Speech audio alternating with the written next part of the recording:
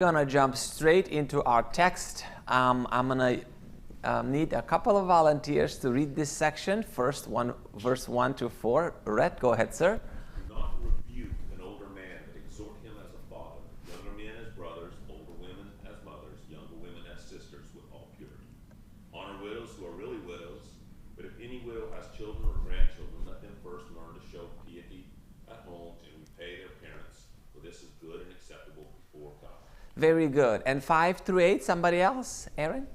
Now she who is really a widow and left alone trusts in God and continues in supplications and prayers night and day. But she who lives in pleasure is dead while she lives. And these things command that they may be blameless. But if anyone does not provide for his own, and especially for those of his household, he has denied the faith and is worse than an unbeliever. Very good. So this section has to do about how we are to treat each other in the church like a family, not just any family. There's a lot of dysfunctional family out there. We need to be functioning like a functional family in the church. So up to this point in the letter, Paul has been giving instructions to Timothy on matters that touch his relationship with the whole congregation, his relationship to the entire congregation. And pretty much the entire rest of 1 Timothy has to do with direction on how Timothy is supposed to assist and help other people to get along with each other. So it's not so much about him, but how relationship in the church among people should operate. Obviously, when it comes to relationships are hard. No matter whether you are in the church, whether you're in the family, whether you're at work. I don't know about you, but I mean, relationships are the most difficult part of our daily life. I mean, whether you go to work, right? Whether you deal with people. So dealing with people and having good relationships is very important. And church is no different. It's even more important because we are children of God. I mean, when you go to work, you may have a disagreement with somebody at work and life goes on. But if you have a disagreement with another brother in Christ, your brother, your sister, is not quite the same. So, first, we're going to go straight into the text here. So, the first verse, it says, do not rebuke an older man, but exhort him as a father. So, do not rebuke an older man. The Greek word for rebuke is epipleso. And actually, I look at the meaning of the word, it's pretty strong. It means to rebuke, right? It means, and rebuke, the Greek word means to strike with blows. It also means a sharp castigation with words. So castigation is not a word that we use a lot. I looked it up. It means severe criticism or harsh scolding. We are not to criticize, to harshly scold an older person, whether it's a man or a woman. It's not right. Elder here refers to elder in respect to age, not an elder in respect to being a leader of the church. But it demonstrates the importance of respecting age. I was speaking with my wife the other day in the car that unfortunately this generation doesn't respect elders as much as, not generation, this what's that? This society, yes. Our society, yes, I meant to say. What's that? Our culture, yes, the word.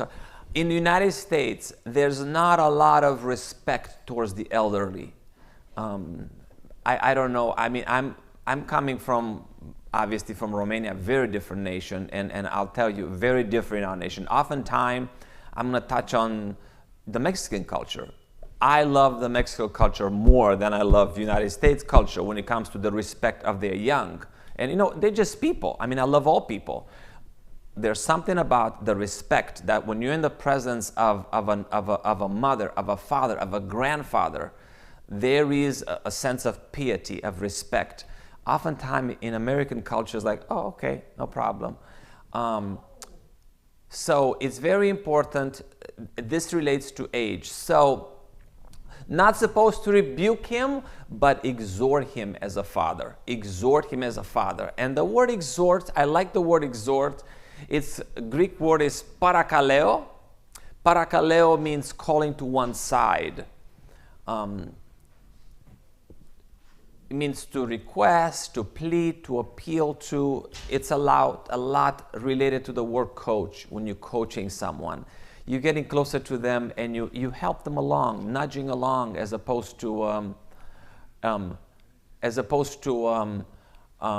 just harshing them, right? So regardless of the attitude of an older man, oftentimes older men, they're not, or older women and older people, they're not always easy, right? Sometimes, they may have a hard day, they may have a pain, old age is not easy. I was talking earlier with John, First John, and John was saying that, oh, my bones are hurting me, or something to that nature. And I said, you're not very old yet. He says, yes, I have another 30 years till I get to be like Hazel. And I told John, 30 more years, you got it, man. John's like, I don't think so. Whatever God gives you, maybe this is the reason why poor Hazel wanted to go so badly, because everything was hurting. Right, Tracy? Yes, sir. So is this because of the context of the vocabulary? So you're not to correct him with harsh words. Yes. But you're supposed to coach him along. So this sounds to me like this older man is a new convert. So the saying, you can't teach an old dog new tricks. Mm-hmm. Old people are stubborn and they're set in their ways, and you're trying to bring this new way of worship to these people, and if he's saying like, well, they might be stubborn, or it's going to take them more time to change, like treat them with respect, coach them, don't give the harsh words. Would that be? Yeah, I would say that is in every circumstance. That we ought to be more reserved when it comes to how we deal with older people. Keith? I was going to say that Titus, not necessarily a new convert. Okay. Titus 2:2 says, the older men are to be temperate, dignified, sensible, sound in faith, in love, and in perseverance. Yeah. I, as an example, Yeah. I had a young preacher years ago speaking to a friend of mine that was an older person in the church. Yeah. And he was questioning him on something he was teaching.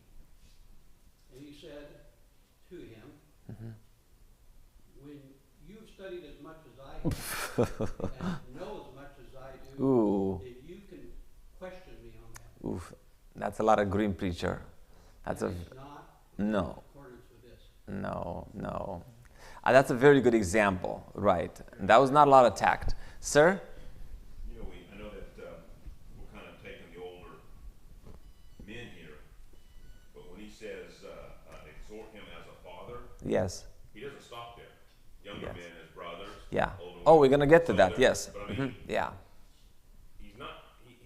We single out the older man, but that's one egg out of the dozen. Put Yeah. the whole dozen together, and he's saying you treat everyone the same. Yeah. Well, right. Although you treat your brother differently, I would expect that if, like Zach or Luke or you, Bradley, right, you would treat your brother differently that you treat your father, right? I mean, it's a different kind of respect. Yes, On sir. the rebuke part, yes. Yes. But on the exhorting part, what you said, Right. do not rebuke an older man. That's a plain statement. Do not rebuke. Don't Yeah. do it. Yeah. But Yeah. I love that word but, because it always says something's following this that I want you to Yeah, pay attention yeah. to. Exhort him as a father, younger men as brothers, older men as mothers, younger women as sisters. So Yeah. that exhortation, that building up, Yeah. that's for all of us. Working Yeah, hand in hand, indeed. one with another.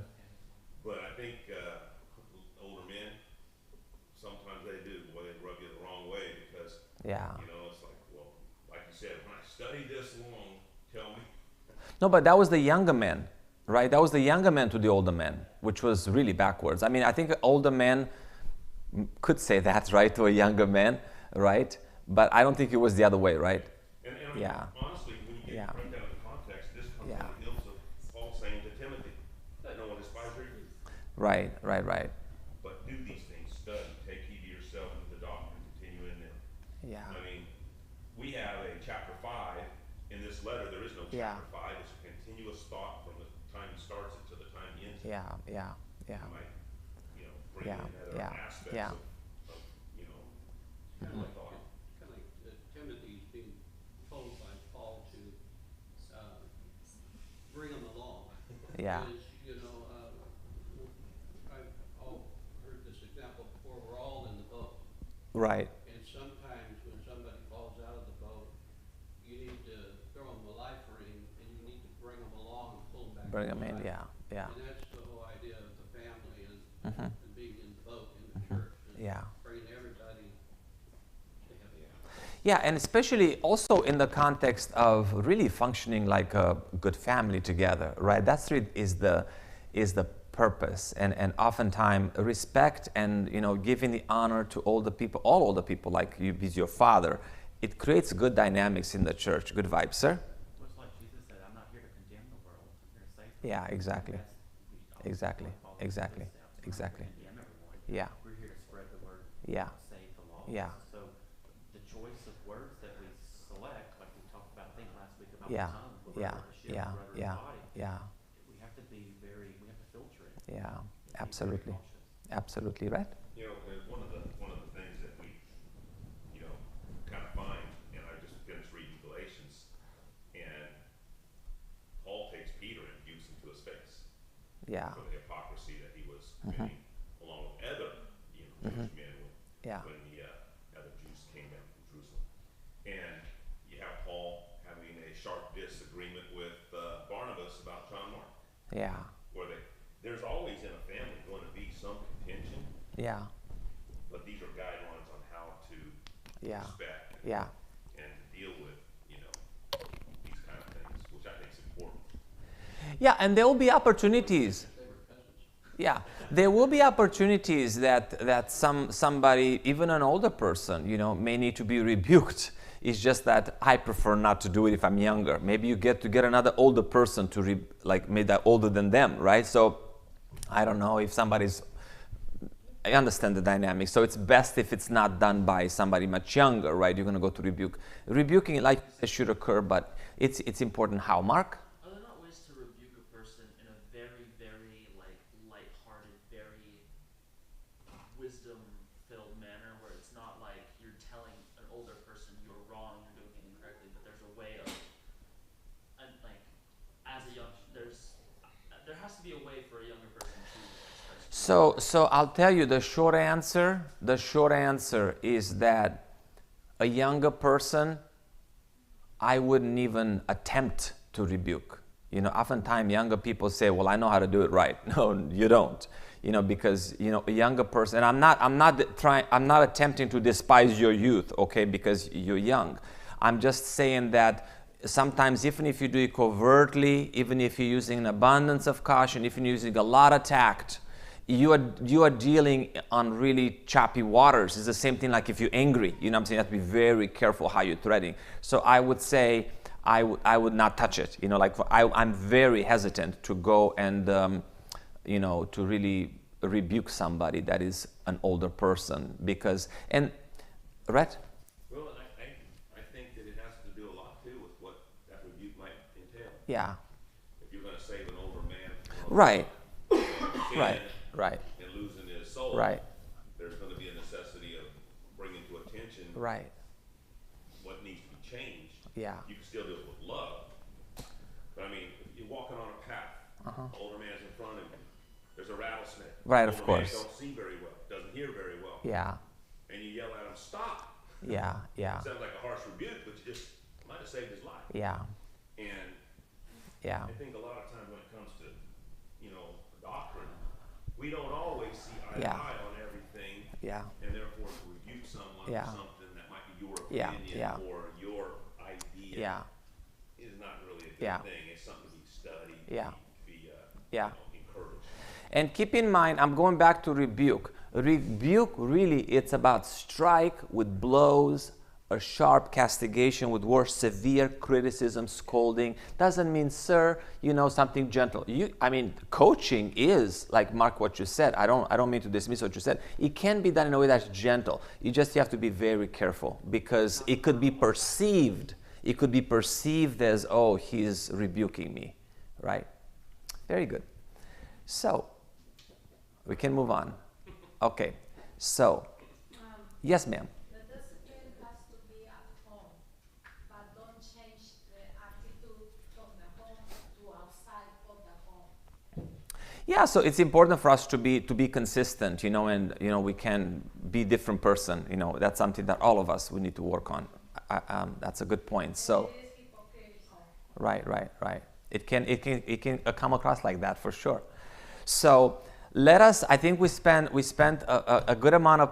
I know I saw Rhett wanted to go a little bit further ahead. We're gonna get to that. So we're talking about how we ought to treat an older person, somebody that is older than us, treat him like a father. And then it says a younger man. If you are gonna talk with somebody that's young or same age as you or younger than you, you ought to treat that person like a brother, right? So Timothy is to avoid all show of self-exaltation over them because of his position. So you can't, and I've seen this sometimes, it's more frequent the other way around, for an older person to come to talk down to somebody else. I'm surprised that you said that. A younger person tell to the older person, when you're going to be like me, when you know as much as me. That doesn't happen as often, although I'll tell you that I was told by people older than me that, when you're going to know as much as me, of course I keep my mouth shut, I'm not going to say nothing. But the way we're supposed to treat people like at the same level with us, treat them as brothers, right? So then older women as mothers. If there's a lady in the church that is older than you, then you have to treat them like your own mother. So Timothy, I have a quote here from Reese, is a Bible scholar. He said that Timothy must deal with older women as he would his own mother if she was erring. So if you have a mother and she is erring, that means she's going in the wrong direction, or she's saying something, doing something she shouldn't. It takes a lot of tact on how you're going to help that person. Again, the word is coaching. It's not rebuking. You have to do it in a gentle way, as you would speak to your mom. And sometimes it's very challenging to have conversations with your mom, right? Because of course you're her kid, right? What do you know, right? It's easy for mothers to say, "Is nothing that you can teach me. It's nothing that I have to." That's why it takes a lot of tact, right? Sometimes the situations, it's not that they don't know. Yeah. Sometimes we choose not to do the right thing. Yeah, exactly. It makes it even harder, Right. because Kind of calling them right, what you're supposed to do, just you don't do it, Right. And you find all kinds of reasons why, and excuses, right? So younger men as brothers, older women as mothers, and younger women as sisters. So if you are a man in the church and there's another woman, she's maybe younger than you or your age younger, you're supposed to treat her like a sister, okay? So Also, in the Bible say the oldest women have to teach the younger women. youngest one. It's true, exactly. That's a very good point. It's true. This ties in good with this section here. So obviously for women, obviously they also have to behave themselves in certain ways. And older women, it's best if an older woman comes to another woman to teach her about, piety and dressing in a way that's right and carrying themselves in a way that's right. I'll be very uncomfortable to go to a woman and say, by the way, that dress is way too short. Can you imagine? I would prefer that I don't know, somebody else, an older lady would go to her and tell her. It would be so much better. Or even my wife, although my wife hates to do it because she doesn't like confrontation. But we are supposed to treat them as sisters. And sisters in the way that you regard them, right? Not supposed to look at your sister in Christ, with lust or in any way that's inappropriate. So it needs to be with all purity, right? Careful. So younger are to treat older men as fathers. The younger treat older men as fathers, treat older women as mothers, treat younger men as brothers. There's a mouthful here. And younger women as sisters. And then if you stand to reason, that stands the reason why then the older should treat older men as brothers, older women as sisters, younger men as sons, and younger women as daughters. Okay, that's a lot of play on words, but go ahead, sir. I think the key with what you have up there is so important about functional family. Yes.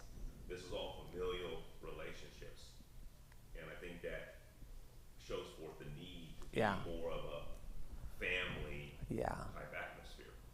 And I don't know about you, but first century Christianity, I don't think they left much more than a 1 to 2 mile radius of Yeah. where they live. Yeah. And when we leave here on Sunday morning, I don't see it till Wednesday unless something's going Yeah. on. I mean, Yeah. do I see Yeah. more than Yeah. anybody? Yeah. And even then, how often do I see it? Yeah. Jim's on the road, Tracy's at work. And Yeah. things are so different now that we have to actually put an effort Yeah. to at least have that familial relationship. Yeah. Because being an older man and all these things is easy, except I don't know what's going on in half of your lives. I don't know. I don't have nothing to rebuke you for unless it was here at church and obvious or brought to me from someone on the outside. So us working Yeah. harder to become more of a family unit is really Yeah. a good goal. Helps us in our Yeah. teaching and ministries as well. Yeah, it does. And I appreciate you say that, Rhett. I also believe that we don't have a whole lot of opportunities, thankfully, to really rebuke people around. You don't go around rebuking older people. And oftentimes it's because our older people are behaving themselves. No, in the sense that there's not a whole lot. I mean, I'm looking around the room, there's nobody that I could just say, oh, I need to say this person, this and this. And if we do, we've had times that we have to say something and, we talk and we discuss after church or whatnot. Right? Well, I know that you've experienced this, I've experienced it, Jim's experienced it, but you have a brother or sister, and they'll start saying something, Yeah. and you say, hey, time out. If that's even going into the realm of gossip, Yes. let's just stop right here, course. because we really don't even need to go there. And that's basically the same thing Yeah. we're talking about. It's being Yeah. a family unit, Yeah. saying, no, let's not talk about this, let's not go this direction, let's think on better things. So, I Yeah. think you're right, though. We don't have that many opportunities, but when we do, Yeah, we have to it puts address in it. love Yeah, and of course. family atmospheres. Absolutely. It works out pretty good. Yeah, if you talk with the person like you would with your own mother and with your own father, if you talk to them like your own sister, comes out of love, right, from a place, sir? Well, in an ideal world, I think it's in Proverbs where it speaks of a wise man appreciates redirecting or Of course, correction. of course, So you take it and you of program course, it. yeah, So it takes a level of maturity Yeah. for all of us Yeah. to take someone redirecting us if we're Yeah. making mistakes or errors Yeah. or sin. Yeah. None of us are perfect, so Yeah. we can all have redirection Yeah. constantly. Yeah. But it takes that level of maturity on both parties. Yeah. Even the person who's Yeah. speaking to the one that needs to be corrected, recognizing who you're speaking with, exactly how this summarizes it, so Yeah. how do you approach the person Yeah. in a meaningful way to really capture their attention Yeah. and really redirect Yeah. them where they're going to listen to you versus Yeah. push away. You never want to push away a brother or sister where they Right, fall. right. That's a sin in and of itself. Yeah.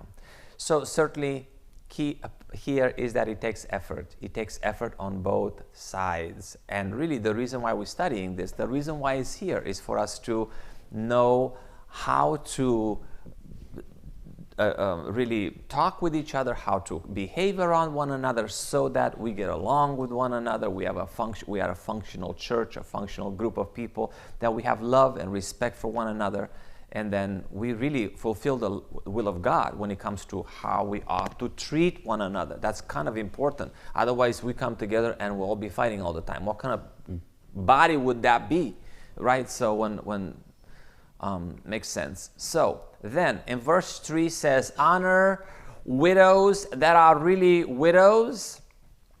So honor here is to revere, to venerate, and in this context, to honor includes not only respect, but also financial support. So yes, church has a responsibility towards widows. Members of the church have a responsibility towards widows. So God had equally stressed care for the widows, even in the Old Testament. We're not going to take the time to read all these passages. Maybe we can only read, let's just read one in Exodus chapter 22. There's several others, but who wants to read Exodus 22, verse 22? Exodus 22, 22. Lisa. You shall not afflict any widow or fatherless child. You shall not afflict any widow or fatherless obviously means orphan. Afflict them. What does that mean to afflict them? Just be cautious how you treat them, right? And the other passages are very similar. So there is part of the law of God. We are to treat widows in a certain way, different than you would a woman that is not a widow, right? So yes, Lisa. You know, what's interesting is that God thinks of them differently too, because if you read on, it says, if you afflict them in any way, and they cry at all to me, I'll surely hear their cry, and my wrath will become hot, and I will kill you with the sword. Your wives shall be widows, and your children fatherless. So I mean, it addresses widows and says, don't. God takes it very personal. So when you said that, because then your wife will be, widow, and your children fatherless, like that's very serious. I appreciate you read that, sir. There's so many places in the Old Testament where God looks at, people who are just taking advantage of widows. Mm-hmm. Yeah. Which is just, it's really pathetic. And I hate to say it because my mom, my aunt, over the last 10 years, have been literally abused on the phone by these marketers who will do everything they can to get them to buy anything and everything. My aunt, I think she must have spent $8,000 or $10,000 on junk that we had to close her account and say, look, when they call you, you can't just send them money. I mean, and I mean, these kind of abuses are different than they were then in some respect, but it's still the same type thing. And I think that's really good for us to pay attention to the importance God puts on widows. So that's important. Very good. So the next line that I highlighted here in red, it says financial support is not to be thought as a charity or a handout, but a way of honoring these women. So when you help widows, I don't know, whatever they need, whether they need groceries, whether they need, money, or whether you need to help them pay their bills, it's not charity. You're not like, some kind of handout. It's you honor them, right? You honor them. So honor widows who are really widows. The basic thought of a widow, by the way, it means one that is lonely. Did you know that? That's what it really means to be widow. To be widow is to be alone, to be lonely. So the contrast, actually, this is important. The contrast is between a widow, because it says about a certain type of widow. And the widow that needs special attention, it's a widow that has a family versus a widow that doesn't have anybody. So if you have a widow that actually has family, has children, right, it's one type of widow. But really the key here is different if the widow has nobody. That's very different. So Timothy is to see that such widows are cared for. And he goes on to say that, if the widow has children, the children has to take care of the widow. But if he doesn't have children, then it becomes a great responsibility. And brothers and sisters in Christ, should participate in helping that person. And James chapter 1 verse 27 says that such is an indication of true religion. Let's please read James 1:27. Who wants to read this? James 1:27.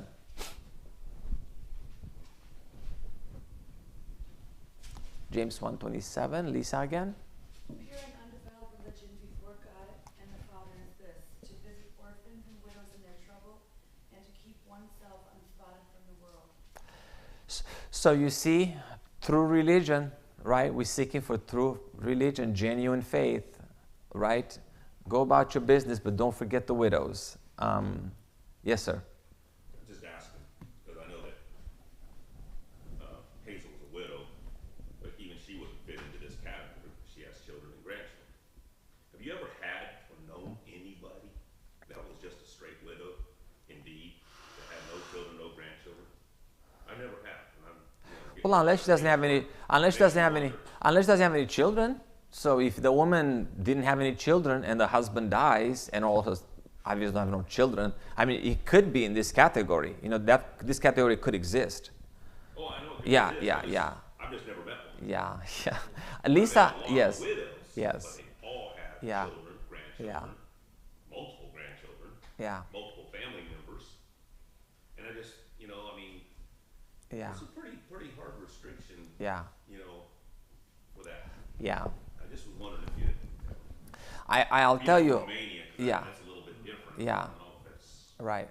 I know a person in this building that has met a lot of people like that, and that's Lisa, because she used to have a job that she cared for the elderly. Lisa, have you ever bumped into people that will older women? Yeah, definitely. And I even have some in our family.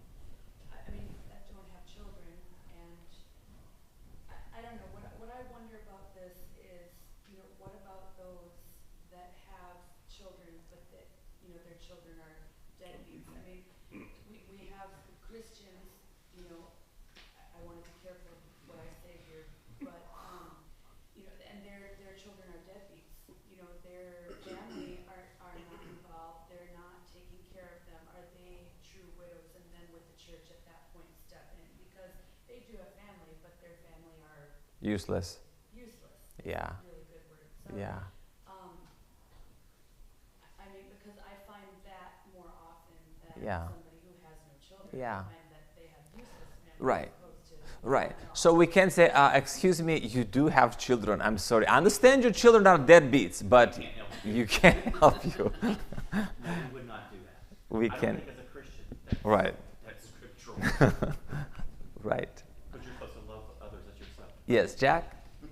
Well, one thing that we have to keep in mind as we go through this, and the question comes up that particular question comes up quite often, but what we have to keep in mind as we go through here is that Paul is addressing Timothy to address Christians. Yeah. Now, if you have a woman who has deadbeat children that are not Christians, can you hold them to this standard and tell the lady, sorry, you have kids?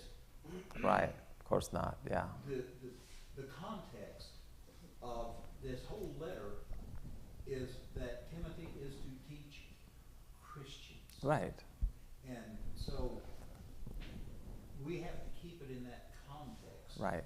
Not start reaching outside of it and saying, well, what about, or what about? Yeah. If it's a Christian, then we go here. If it's not a Christian, Yeah. you can't apply the same standard. Yeah. Joanne, you had your hand up. I've come across this up north, Uh-huh. and the church that has now expired, and I myself have been taking care of a lady. Mhm. And, yeah, she had a child, Mhm. but Yeah. who knows where she is? Mhm. Yeah. But she's not a Christian, it says. The child's not, no. Yeah. Let's see. A lot of hands up. So first Keith, then Rhett. Jack makes a really good point there, because that is talking to Christians, but one of the things you see here, based upon what we're talking about, is you have a family, or families that are worse than an infidel, that in the sense that they don't take Yeah. care of their own. Right. Aren't we talking about family? So we, as Christians, there's nothing that prohibits us from individually helping one another. Of course. Yes. Of course. And that's really what they're trying to say, right? So, Rhett? Yeah, and I brought up the question not to excuse Yeah. a responsibility, because I believe Paul tells Yeah. the Galatians, let us not grow weary while doing good, for in due season we shall reap if we do not lose heart. Therefore, as we have opportunity, let us do good to all, especially to those of the household of faith. Yeah. He makes a distinction as look, especially to the household of faith, but if you have opportunity to help anyone. Yeah. And I mean, when you think about it, our ministry, our very being a light that shines, should be able to help Yeah. anybody that's in Yeah. need. So wasn't trying to Yeah. get a situation. I was just wondering. Right. because Right. Things are so different Yeah. from back then. I mean, they Yeah. went out to war for a season. Yeah. You know, like hunting season, you got war season. It's like, Yeah. it's crazy Yeah. when I think about how all the differences Yeah. are now. Yeah. And I can see where they would have widows. You know, Yeah. the family law. Yeah, especially you have wars. I mean, think about how many widows there will be when the war in Ukraine will be ended. And I'm not just talking on the side of Ukrainians, because whatever happens, yeah, Russians are invading, but can you imagine how many widows will be even in Russia? I mean, young men go to war, and then maybe somebody only has one child, both die in war. Rhett? It got so bad in World War II Yeah. that they basically, when they were drafting everybody, they said, you can't take the last I child. know. You can't take the last male. I mean, Yeah, they yeah, won't have a family yeah, that yeah, continues. So, yeah. I mean, yeah, I understand. Anyway, I'll skip Yeah, it to you. that's good. Rhett, sir? Yeah, sorry.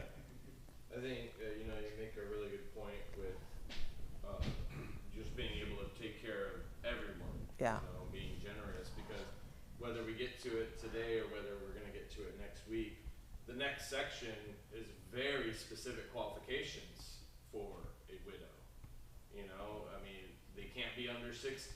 They have to Yeah. have had a husband. They have to have Yeah. kids. I mean, the list is going to go on, and you're going to sit there and go, no, the church will not, or the church will not take care of it, but Individuals we, should, yes. the church, Yeah, can of still course. take care of these Of course. people. Yeah. So, I mean, we're going to have a very distinction Specific, on yeah. this is how we are able to use the funds Yeah, collected. yeah. But outside of Yeah, that, we yeah. should still take care Yeah, of these of course. widows. Absolutely, yes. We will go a little bit deeper. John? We'll go back to exhortation. Yes. I learned that lesson the hard way. Uh-huh. I'll never forget Brother Gonzalo Medina, Uh-huh. and the time we would sit at Carl Jr.'s. He gave me his opinion of me, Uh-huh. and he went to Galatians chapter 6 Uh-huh. and verse 1. Uh-huh. It says, whenever you exhort anyone that has trespassed, Uh-huh. you do it with a gentle spirit. That's Yeah. what it says. Yeah. And then he went on saying, well, because this is the way your behavior is, Brother John, you know what I mean? Mm-hmm. And he was right, not that I was exhorting, I was correcting Yeah. in my way Yeah. that it wasn't working. Yeah. But when it comes to exhortation, the Bible does say that Yeah. I'm supposed to do it with a gentle spirit. Sure. Exactly. Absolutely. And then to be careful, Mm-hmm. because we don't want to go into rage. Yeah, of anger, course. Yeah. It's easy to do so. dispute as far as physical Yeah, fights. yeah. I mean, I've seen it all. Yeah. But then the problem in the church. Yeah, there's no place in the church for that. When Yeah. brothers roll up their sleeves and Yeah. go at it, boy, I tell you. Yeah, I've that's- never experienced that, but I have. No, there's not going to be any of that here. Okay, very good. So we have another 5 minutes, 4 minutes, and I have a few more slides. Let me see if we can finish. So, but it goes certainly, it is the responsibility of the church, to take care of each other, right? Of the widows in the church. So I have a personal responsibility to help any widow in the church, even though I'm not physically related. But if the women, if that widow has grandchildren or children, there's a reference here to the fact that King James Version, the word is nephews, but really the Greek word means sprung from one. So that means your offspring, your descendants. So children or grandchildren, male or female. If the woman has children, we speak about this spoke a little bit about this earlier. Let them first learn to show piety at home and repay their parents. The children owe their parents a debt which they can never repay, right? Is it true? I mean, some children don't think that's the case, but it's just true. And it says that why they're supposed to do that? Because this is just right and acceptable before God. When God created men and women, say, okay, older women, older men, when you have children, the children are supposed to help you. And this is very common in many cultures, not unfortunately so much United States, that really the younger, the children, the grandchildren take care of their grandparents. And again, I'm going to use this as an opportunity to really express my appreciation, and why I tell this to my wife all the time, because obviously there's such a strong Mexican community here in the Coachella Valley, and I myself identify so much more to the Mexican community that I define myself with the American community, because in my country is the same like it is in the Mexican community. That means you take care of your parents, you take care of your grandparents, you show them respect. You don't stick them in a nursing facility to get rid of them. So being disrespectful to our parents, our grandparents, is not pleasing to God. And unfortunately, the vice of abandoning old or infirm parents was back then and still is today very far too common. And what you do, like I mentioned earlier, you put them in a nursing home. When I first came in this country, I came to Wisconsin and I took the cheapest job that they could pay me. They paid me $5.25. I was going around drawing blood from people from hospitals. And one day they sent me to this place called Luther Manors. Like, what's that? I went there and I realized very quickly that is a place that I've never been in before. Never been in before. It's called a nursing home. And it was the most depressing thing in the world. I had this feeling like I had a feeling like I was like in a morgue or something, you know, you feel like that. It's so depressing. And I was supposed to go to those old people and draw blood from them, and it was so sad. And I came back to my wife, I said, honey, what in the world? We don't have these things in where I'm coming from. When I'm coming from, people take care of their own family. In my whole town that I was at, huge city, they had one nursing home, but it was very small, and it was only for people that had nobody. It's like if you end up there, that means you didn't have any children when you're growing up. But like, honey, they have so many children, yet they're there. How does that happen? And very sad. In this country, seems like you have them in just about any neighborhood, and it's sad. John, and then we're gonna end because we're out of time. Yes. I want to say that my Nina is the last of the Mohicans. In other words, she's the last of all my relatives that came to Yeah. America in Yeah. the 50s and 60s. Uh-huh. And even though she's able to afford her life, Uh-huh. you know, because she worked here. Yeah. I mean, my cousins, my brothers, she's never alone. Showered, yes, with presents. We look out after her. I don't want to say that I go there all the time, but there is some of my family members Yeah. that are actually there all the time. Yeah. We go and visit her because in my family, not only my parents used to spank us, also my grandmother, my aunts, they were, you know, and it was okay, Yeah. you know, and she was the one that used to discipline me Yeah. a lot. Yeah. when I was growing Yeah. up. And even though she's 89, Yeah. you know, and she's not alone. Yeah. Yeah. Because she has all these family members that go over all Yeah. the time. And I'll tell you, yes, and I'll tell you, American culture has a lot to learn from the Mexican culture. Unfortunately, that is lost in this. Actually, our Yeah. culture was like that. Because if you go back before the Industrial Revolution, when people were people of the land Mm-hmm. and families Yeah. coalesced around each Yeah, other yeah. nearby, so they all took care of one another, and oftentimes everybody Yeah, lived and they yeah, died, right? yeah, The same yeah, farm that yeah, they lived yeah. in. But that changed with the Industrial Revolution, Yeah. as we've gone to a mobile society. It's like my kids live all the way across the land from me. It didn't used to be that way. I know, yet that it might have changed, but the law of God about what he expects of us, he hasn't. So it becomes maybe harder if you, But that should be taken into consideration. If you have children, if the children decide to go across, a consideration needs to be given to really, because they don't get rid of the responsibility to take care of their parent just because you have to get a job and across a different state. I appreciate your time. I hope we've learned something together on this. We're going to continue this study next week. Let's take a break and we'll come back at 11 o'clock for worship. Thank you.